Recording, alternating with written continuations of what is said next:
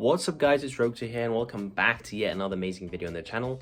I do apologize at the fact that I missed the Monday upload. I had a very busy university schedule and I couldn't actually squeeze in a video, but this video on the Friday should be on schedule if all is good, and it is my final version of Invoked. I know there's been a lot of Invoked recently. I've been testing Invoked quite a lot and I finally retired the deck after my OTS championship. If you don't know, I had an OTS championship in Wales and I came 4th, so I got my invite to nationals, which I'm looking forward to. I'm testing a bunch of decks at the moment and I just think Invoked, I'm just going to leave them to the side. I am going to move on. I think I have done all that I can do with the deck this format. So without any further ado, with all that being said, let's get straight into this deck profile. So starting off with the main deck, we of course have triple Alistair, the Invoker. This is probably the most essential part of the deck, as you can imagine. He is, you know, the best normal summon in Yu-Gi-Oh! And that is just a fact. So normal summon him, get Invocation, and during the damage step you can discard him, give a fusion, 1000 attack. And that does come up, guys. Moving on to the way to get to him, we have the Magical Meltdown. This card is ridiculous. The fact that basically it makes your fusion summons unnegatable and the monster's effects when they are fusion summoned unrespondable is absolutely ridiculous. This card has won me so many games just because they literally, you summon a Goides, you get to pop whatever, they can't respond. You summon Lubellion, you get to do the fusion summon and they can't respond. You summon a Mirror Jade, you can use his Vanish effect on summon, they can't respond. It's absolutely crazy card. We have double of the Invocation. Now this card I have a bit of a love-hate relationship with. I obviously love it because, you know, it's what you search off Alistair. I hate it though because I usually always see a copy in my hand, and this is a card that you never ever want to see in your hand because you want to search it off Alistair. Playing 2 copies is something I've considered dropping down to 1. A lot of people aren't playing DD Crow this format. They'd rather be playing Bestials, and Invocation's completely safe from Bestials basically. If Crow does see a resurgence, I suggest that you play 2, but for this build, for these final adjustments, I'm considering, you know, just playing 1 Invocation instead. And we have, of course, the 1 Terraforming, just because it searches Meltdown, which searches Alistair, which searches Invocation, and it just gets the entire engine started. So that is it for the Invoked package. It's 8 cards with 3 Alistair, 3 Meltdown, and 2 Invocation, and it's very, very consistent. Moving on to the other engine here, we have double of the Bestial Lubellion. He is ridiculous because the fact that you can just send him off Branded Fusion, and then you can, for example, tribute your Ash Dragon, summon him, and then your Ash Dragon will get you the Dogmatika at the end phase is really, really nice. And the fact that he searches for your other Bestials, which are hand traps, which we are playing 2 Magnamut and the 1 Jerusalem, is really good as well. And the fact that he's a light, so that means you can normal Alistair, get Invocation, use the Lubellion effect, get yourself a Bestial, use Invocation, make your Macabre, and then you can go Branded Fusion. You no longer need to link into a light, which locks out the Branded Fusion with this card, which is, I think, what the most important thing about this card is. Would I be playing more Bestials? Probably. That's probably the last adjustment I'd make. I'd probably play another Jerusalem and 1 more Magnamut. I'd probably just cut the Crows entirely, because I think the Bestials just do a better job, to be honest with you. They're just really, really good this format, and I'd just play more names, basically, to see them. The fact that they're level 6 as well, we do play the Xyz in the extra deck, and that's really good interruption as well. So, yeah, this is the package we're playing. I would up it. I'd play 1 more Jerusalem and 1 more Magnamut. For the other engine we're playing here, we have the Branded engine, of course. It's literally just 1 Fallen of Albaz, triple Branded Fusion. Fallen of Albaz is a card that my least favorite card in the deck, just because I always manage to draw it no matter what. And it makes your Branded Fusion obviously not as good because it can use materials from the deck. And if he's in your hand, you're sort of losing out on a resource there. But this engine's amazing, especially in Invoked. It's Mirror Jade's one hell of a card. And Lubellion can fusion summon into any way fusion monsters if you don't want to make Mirror Jade. For the last engine here, we got the Dogmatika package. We got 1 Ecclesia, 1 Fleur, and we got triple Nadir. I cut out the Maximus because I think it just gives your opponent too much advantage.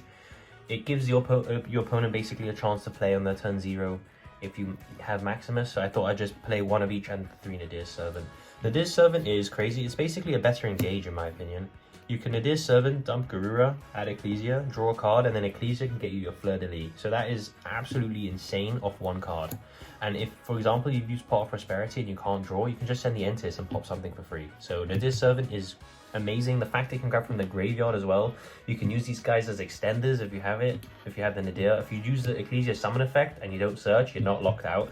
And same for Fleur, if you can just summon him for free as long as you control another Dogmatika, and you're not actually locked out the extra deck until you commit to the Nadir Servant. Moving on for the hand traps, we have Triple Ash Blossom. This card is just good, this format. I wouldn't say it's amazing, I wouldn't say it's bad, it's just good, like Ash usually is. Yeah, there's not much else to say. Ash is just Ash. We have Triple of the Crow. As I said, I would just play Bestials instead of Crow. But Crow's good. I mean, Crow hits stuff that isn't light or dark. You can hit spells or traps. It still does a good job. We have a Triple of the Ghost Bell. I think Ghost Bell is just a better Crow, this format, just because it can stop your opponent's Bestials. It stops Nadir Servant. It stops the Tillaments as well. And yeah, it can stop the Ishizu cards too. It just has really, really good synergy, to be honest. So, yeah.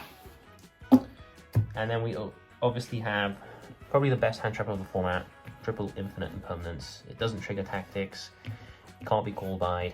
It's just really good. It's a really good draw as your 6th card as well, like unlike those other hand traps. Yeah, I can't rate Imperm highly enough. For the power spells, we're playing 2 Pot of Prosperity. Would I play 3? Yes, I would. Don't have 3, so I'm playing 2. But for the final changes you can make to the deck, I would definitely play 3 Pot of Prosperity, just so you see it more, to be honest. And this lets you see your side deck cards, which is really important.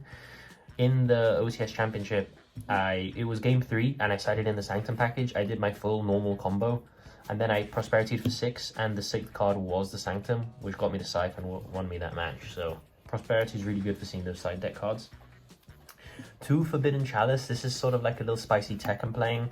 I'm only playing it because Flunderies is very, very prominent in my locals, and I needed a card that sort of deals with the barrier statue immediately. And I'm not playing Droplet because Droplet can't be used under Shifter because it needs to send cards to the graveyard, whereas Chalice, it doesn't really care. It also has the added effect that you can do stuff during the damage step too, which is just like a little bonus. And then we're playing the one Called by the Grave just because it's an insane card. Every time I see Called by, it's just, I feel so protected that everything's going to go through. That's the main deck. It is 40 cards. Let's go to the extra deck. Moving on to the extra deck, I think that this extra deck is very, very refined at the moment. I don't know if I'd make any changes to it as of right now. We have one Dark the Dark Charmer. This card is amazing. I think this has basically become a staple now. Why? Because if they have a Bestial Magnamut in the graveyard, you make this, you steal their Bestial Magnamut, and then you activate the effect to search for your own Bestials at the end phase. And that just makes this card amazing. We have the one Artemis. Since we're not playing Maximus, we don't need to play the Almirage into Secure Gardener combo. We just play the Artemis. It saves us 1 extra deck space, which is very, very useful. And Artemis literally is just, you make it because it's a light and you can link off Alistair with it. We have, for the Invoked package, we're playing 2 of the Invoked Macabre. This primarily, you just make it because you want to trade with your opponent's cards. It literally, the entire point of the deck is just to go off 1-for-1s and outgrind them. And Macabre does exactly that. Even if they, like, for example, Kaiju him or Dark Ruler him, it sort of forced that card to come out, if you know what I mean. It forced that interaction to happen.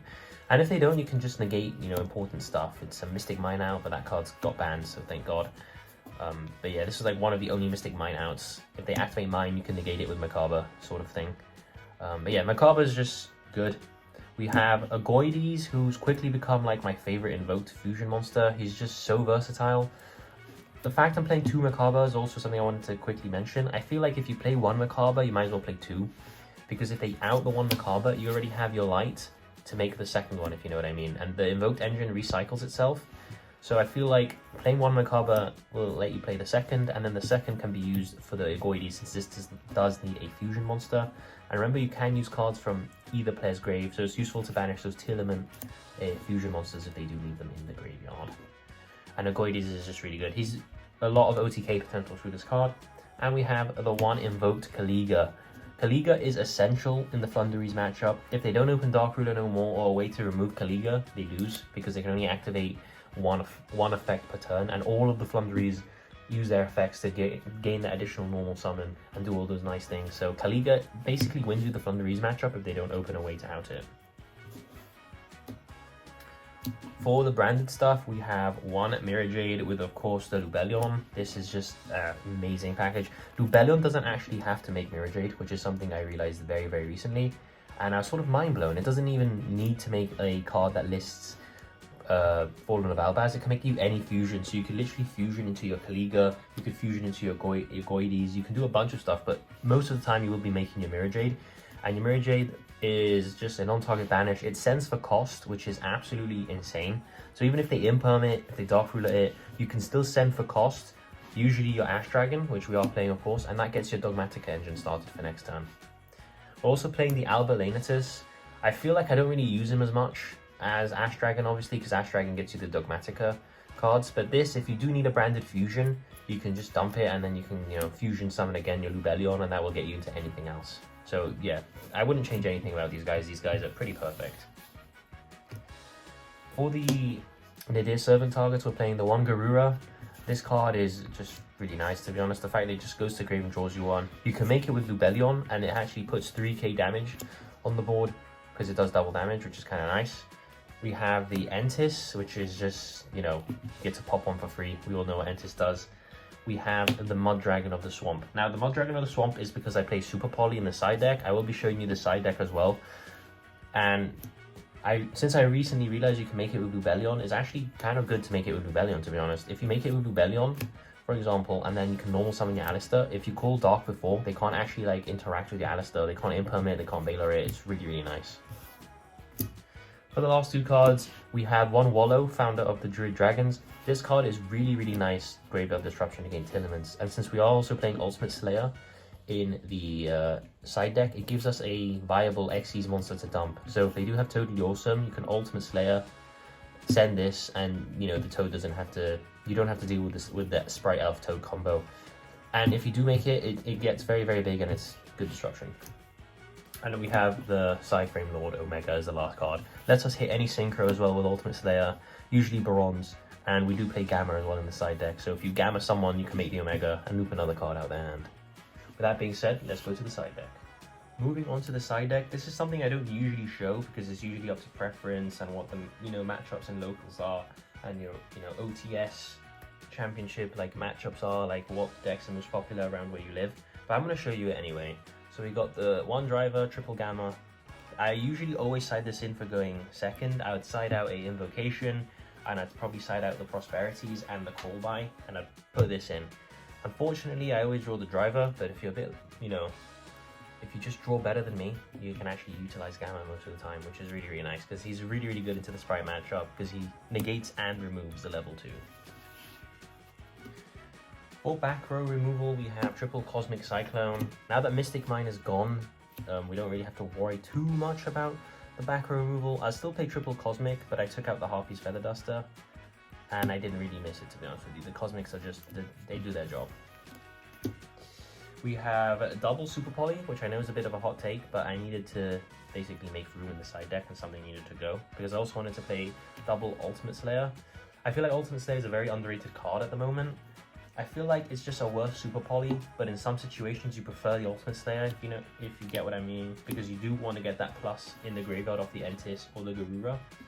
And sometimes, Super Poly is great, but if you're not playing the right targets, for example, to hit a Synchro, Ultimate Slayer comes in pretty clutch for that. And Super Poly, we all know what it does. It's absolutely insane card. And yeah, just can't respond. You use their monsters as fusion material. And yeah, there's not much else to be said. It's a staple in this format. And for our going first package, we have the Artifact package. So we have the one Scythe, triple Sanctum, and this, if you resolve it, is pretty much GG's in this meta, because they lose a turn and then you get to establish the board and potentially kill them. So that is why I'm playing this. And of course, we have a very nice YCS token. So that is the end of the deck profile, guys. I hope you guys did enjoy the final Invoked deck list that you guys are going to be seeing for a while. I sort of tried my best to explain in the video, like the changes I would make. I can quickly give you a rundown of my matches. Round 1, I had Ishizu Tillaments, which ended in a draw. Round 2, I had Sprite, but it was the Sprite build that I showed on the channel a few weeks ago with the Shifter. I managed to get the dub there. Round 3 was against Flundries, which was my only loss of the day. Round 4, I played against Zombie Eldritch Control. Round 5 was against another Sprite Shizu, which I actually managed to win that. And that was the matchups, and I ended up 4th overall after all the tiebreaks and all that had been counted in. So yeah, the deck did alright, to be honest with you, but as I said, I am going to be moving on, and I just wanted to give you the final update on the deck. So I'm Rogue to here. Thank you all for watching, and I'll see you all in the next one. It's time! Let's go!